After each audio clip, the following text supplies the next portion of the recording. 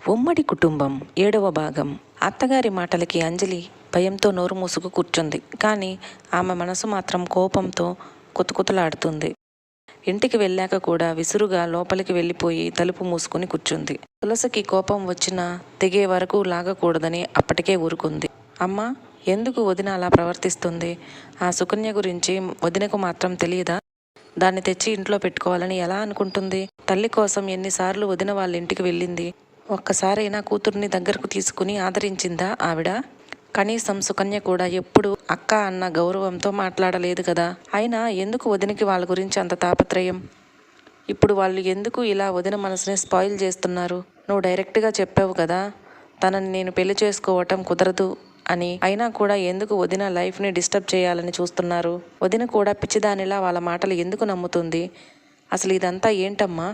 ఒకసారి వాళ్ళని పిలిచి గట్టిగా మాట్లాడితే బాగుంటుంది, కానీ మనలో మనం గొడవలు పడితే బాగుంటుందా? ఎంత కాదనుకున్నా వదిన మన ఇంటి ఆడపిల్ల. బయట వాళ్ళ కోసం తనని బాధ పెట్టలేం కదా. మనసులో ఉన్నది తల్లికి చెప్పాడు రఘు. వాళ్ళకన్నా ముందు దీనితో మాట్లాడాలి. మీ అన్నయ్య వచ్చాక మాట్లాడతాను. ఊరుకుంటుంటే మరీ నెత్తినెక్కి కూర్చుంటుంది. కోపంతో పళ్ళు నూరింది. కానీ అప్పటికి ఆ విషయాన్ని వదిలేసి కాసేపు రెస్ట్ తీసుకోండి, నేను వంట చేసి పిలుస్తాను అని వంటగదిలోకి వెళ్ళింది. అంజలిని పిలిచి మళ్ళీ గొడవ పెట్టడం ఇష్టం లేక ఆ పూటకి తనే వంట మొదలుపెట్టింది తులసి. మరో పక్క గదిలోకి వెళ్ళిన అంజలి తన చెల్లికి ఫోన్ చేసి అక్కడ జరిగింది మొత్తం చెప్పింది. అంటే పెళ్లి ఫిక్స్ అయిపోయిందా అక్క? ఏడుస్తూ అడిగింది సుకన్య. నేనేం చేయలేకపోయాను సుకన్య. అత్తకి నా మనసులో ఉన్నది అర్థమైనట్లు ఉంది. ఈ పెళ్లి విషయంలో కల్పించుకుంటే నన్ను మీ దగ్గరికి పంపించేస్తానని, ఇండైరెక్ట్గా కొడుకుతో విడాకులు ఇప్పిస్తానని వార్నింగ్ ఇచ్చింది. ఇప్పుడు నేను ఈ విషయంలో ఏదైనా ఎక్కువ తక్కువ చేస్తే నిజంగానే అన్నంత పని చేస్తుంది ఏడుస్తూ చెప్పింది అంజలి. వద్దులే అక్క, నా గురించి నీ కాపురాన్ని ఎందుకు పాడు చేసుకోవటం? నా తలరాత ఇంతే అని సరిపెట్టుకుంటానులే. నాకు నీ పక్కన ఉండే రాత లేదులే అక్క. అసలు అత్తకి నేనంటే ఎందుకు అంత కోపమో అమ్మంటే ఉన్న కోపం నా మీద తీర్చుకుంటుంది. లేదంటే నేను బావను ప్రేమిస్తున్న విషయం అత్తకు తెలీదా? తెలిసి కూడా కావాలనే కదా బావకు మరో సంబంధం చూసి పెళ్లి చేస్తుంది. పోనీలే అక్క, నా ఉసురు తగలకుండా ఉంటుందా ఏంటి? నన్ను ఇంతగా క్షోభ పెట్టి పెళ్లి చేసుకుంటుంది కదా, వాళ్ళు ఏమాత్రం సంతోషంగా ఉంటారో నేను చూస్తాను. అక్క, నా గురించి మాత్రం నువ్వు నీ కాపురాన్ని పాడు చేసుకోకు. నా రాత ఎలా ఉంటే అలా ఏడుస్తుంది. ఇక నాకు ఫోన్ చేయకు అక్క. రాబోయే నీ కొత్త కోడలికి స్వాగతం ఇచ్చే ఏర్పాట్లు చూసుకో. నేనెలానో నీ తోడుకోడల్ని అవ్వలేకపోయాను. వచ్చే అమ్మాయిని నీ చెల్లెలిగా మార్చుకో అక్క. ఇంకా నాతో మాట్లాడకు అక్క. మళ్ళీ అదొక గొడవ అవుతుంది. ఉంటానక్క. ఎప్పుడన్నా నా మనసు బాధగా ఉంటే నీకు ఫోన్ చేస్తూ ఉంటాను. తప్పుగా అనుకోకు. ప్రేమించాను కదా, అంత తేలిగ్గా బావని మర్చిపోలేను. అలా అని మరో ఆలోచన కూడా రానివ్వలేనక్క. అమ్మకు మాత్రం ఉన్నది ఎవరు చెప్పు? నేనే చూసుకోవాలి కదా. ఉంటానక్క అంటూ భారీ డైలాగ్స్ వేసింది. సుకన్య, నువ్వు అలా మాట్లాడకు. అయినా అది నా తోడుకోడలేంటి? ఎప్పుడైనా నువ్వే నా తోడుకోడలివి.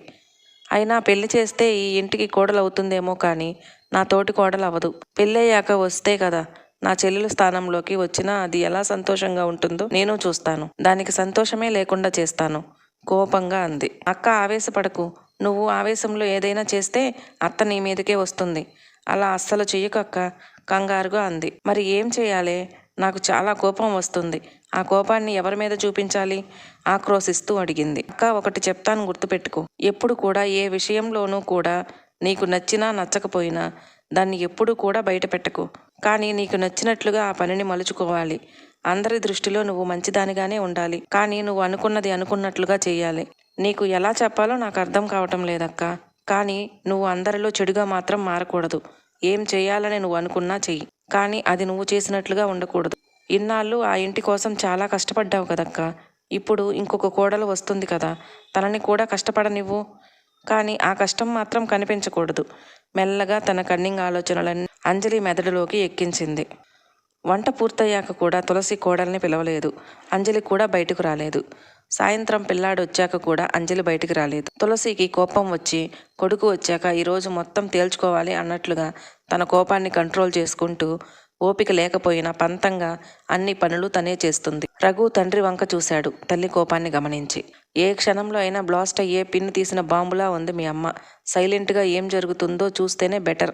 ఇప్పుడు మనం మధ్యలో కల్పించుకుంటే ఆ అటాక్కి మనం బలేవ్వాలి. హితబోధ చేశాడు కొడుక్కి. తండ్రి ఆజ్ఞని శిరసావహించి మౌనంగానే ఉన్నాడు రఘు.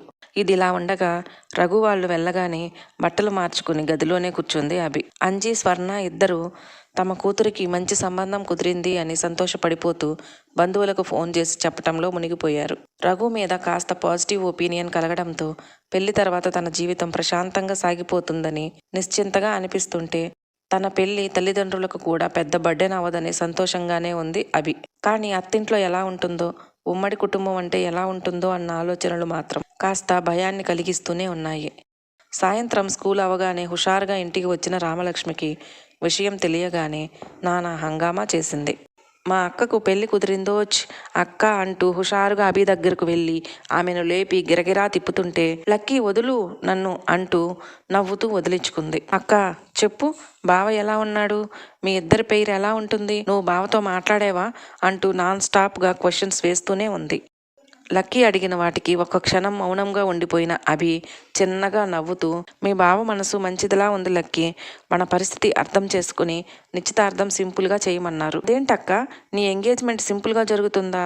నేను చాలా ప్లాన్స్ వేసుకున్నాను కదా. నీ ఎంగేజ్మెంట్కి గాగ్రా కొనుక్కోవాలని అనుకున్నా. ఎప్పటి నుండో అడుగుతున్నాను అమ్మని నాకు కొనివ్వమని.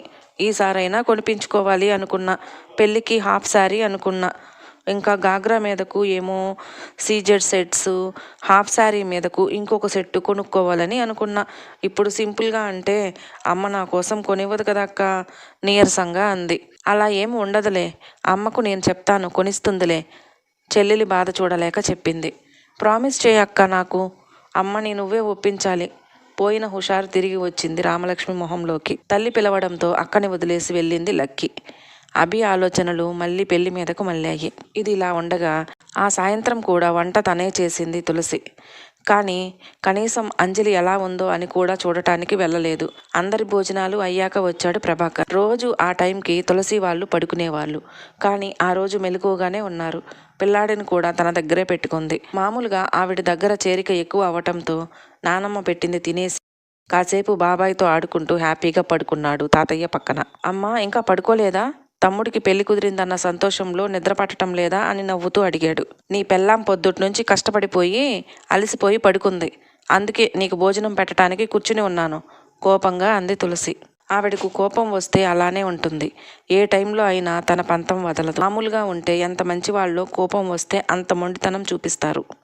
తల్లి మాటలతోనే ఏదో జరిగింది అనుకున్న ప్రభాకర్ తమ్ముడి వైపు చూశాడు. రఘు ఫోన్ చూపించడంతో ఛ అని మనసులోనే తల కొట్టుకుని గబగబా ఫోన్కి ఛార్జింగ్ పెట్టాడు.